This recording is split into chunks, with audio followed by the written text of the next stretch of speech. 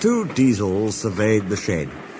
"It's time, 7101, said one, that we took this railway over. Shush, 199. It's their railway, after all." "Not for long," persisted 199.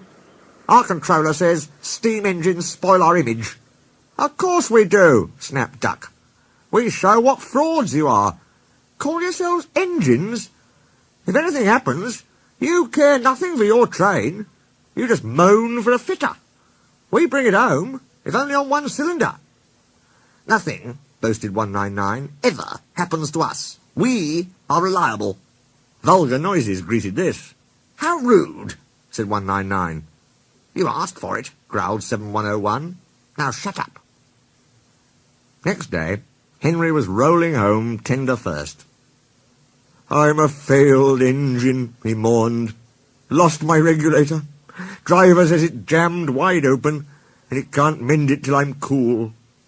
However," he went on, "I've got steam, and driver can use my reverser, but it would happen after Duck fooled me with those tenders. Now they'll laugh at me again."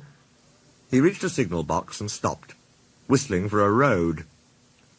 Opposite the box, on the up line, stood Diesel 199 with a train of oil tankers. Worse and worse, thought Henry. Now old Reliable will laugh at me too. The signalman came out. "For pity's sake, take this spam can away. It's failed. The Limited is behind. And all he does is wail for his fitter." "Spam can?" fumed 199. "Stow it," snapped the signalman, "or I'll take my tin opener to you. Now then." 199 subsided at this dreadful threat, and Henry pulled the train out of the way. The diesel didn't help. He just sulked. The Limited rushed by with a growl and a roar. Henry gave a chuckle.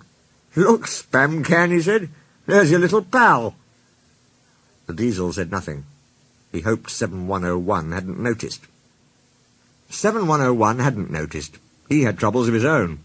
He was cross with his coaches. They seemed to be getting heavier. He roared at them, but it did no good. Engines have a pump called an ejector, which draws air out of the train's brake pipes to keep the brakes off. If it fails, air leaks in and the brakes come on, gently at first, then harder and harder. 7101's ejector had failed. The brakes were already leaking on while he passed Henry. He struggled on for half a mile before being brought to a stand, growling furiously, unable to move a wheel. "Well, well, well. Did you hear what signalman said?" "I thought they'd be laughing at me," chuckled Henry. "Now the joke's on them." "Moving two dead diesels and their trains," said his driver thoughtfully. "That's no joke for a failed engine. Do you think you can do it?" "I'll have a good try," said Henry with spirit. "Anyway, 7101's better than old Spam Can. He did try and shut him up last night." "Come on, then," said his driver. "We mustn't keep the passengers waiting." "Get moving, you!" Henry puffed the sulky diesel into motion and started to the rescue. Henry gently buffered up to the express. While the two drivers talked, his fireman joined his front brake pipe to the coaches. "It's better than we thought, Henry," said his driver. "The diesel can pull if we keep the brakes off. So the only weight we'll have is Spam Can's goods." "Oh," said Henry. "That's a mercy." He was, by now, feeling rather puffed. "Poop, poop, poop, poop. Are you ready?" tooted 7101. "Peep, peep, peep, peep. Yes, I am," whistled Henry. So with 7101 growling in front, and Henry gamely puffing in the middle, the long cavalcade set out for the next big station. Donald and Flying Scotsman were waiting. They cheered as Henry puffed past. He braked the coaches thankfully. Spam Can and the tankers trailed far behind. The passengers buzzed out like angry bees, but the fat controller told them about Henry, so they forgot to be cross and thanked Henry instead. They'd called him an enterprising engine and took his photograph. They were thrilled, too, when Flying Scotsman backed down on their train. If the guard hadn't tactfully shooed them to their coaches, the train would have started later than ever. Donald took the goods. "Return 199 to the other railway," ordered the fat controller. "I will write my views later." Henry and 7101 went away together. "I'm sorry about last night," ventured the Diesel.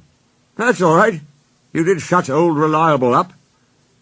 "And," said the Diesel ruefully, "made a fool of myself today, too." "Rubbish! A failed ejector might happen to anyone. I'd lost my regulator." "You? Failed?" exclaimed the Diesel. "And yet—" His voice trailed away in admiration. "Well," said Henry, "emergency, you know. Trains must get through." 7101 said no more. He had a lot to think about.